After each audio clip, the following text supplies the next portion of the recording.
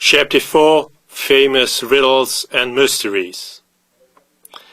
One of the greatest mysteries surrounding Bobby's chess is the question why he took the poisoned h2 pawn in the first game of the World Championship match against Spassky, Reykjavik, 1972.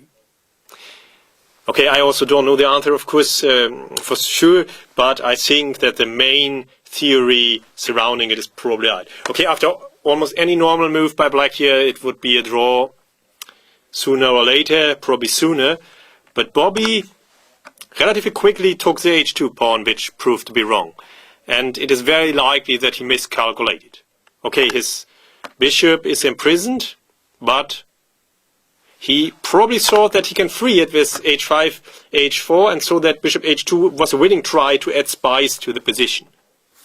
But his bishop will never see the light of day again. And yeah, it is very likely that initially he had calculated h3 and then thought that it will be okay for him and his bishop will break free again. But the problem is that white has bishop d2, closing the door and sealing the fate of the bishop. And so bishop takes h2 doesn't make sense from black's point of view. Now there are two results. It's a draw or white wins. Okay, objectively it should still be a draw after all those years of analysis, but yeah, it is very tough to defend. Okay, Bobby has activated his king and now survives just with most precise defense. Yeah, there was a long debate about king g4 and king h5 until Jonathan Spielman proved for sure that king e4 draws in analyzing the endgame. There's also long analysis by Kasparov and Timman and Herbert Bastian in the German magazine Schach 1 year ago. So it now seems clear that the position is still a draw, but after so many years and with computer help. And how difficult it must have been over the board. Okay, so Spassky played a4 to activate his bishop first.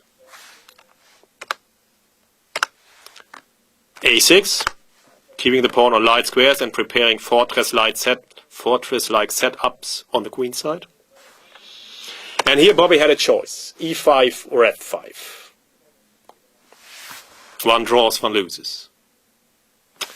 e5 still draws, as black can close the roads and then always hope to reach a fortress like this. White is an extra bishop but cannot win, as black's king cannot be forced away from the queen side. So e5 would have drawn from a theoretical point of view, while f5 loses.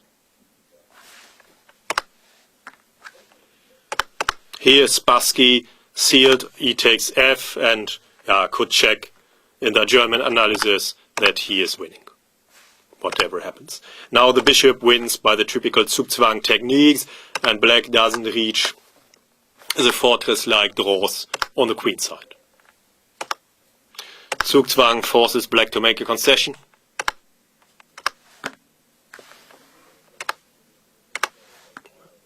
And now white's king is always in time on the queen side. And it's also important that black, unfortunately, still has the a5 move and white hasn't played a5 yet. This is also very important, of course. So Bobby played a5 immediately, but it doesn't change matters, Zugzwang. White can take, as the king will be back in time on the queen side. And now, if black's king could fly to c8, it would be a draw. But if the king can't fly, Fischer resigned. So yeah, It is a mystery to this day why Fischer took the pawn on h2, but most probably he miscalculated, which was a very rare occurrence, of course, in Bobby's games. He was a very good calculator. But yeah, here maybe in the first game in Reykjavik, he was still a bit nervous and took too early on h2 without checking all variations in detail, and it was a try to win or to unbalance the position which backfired.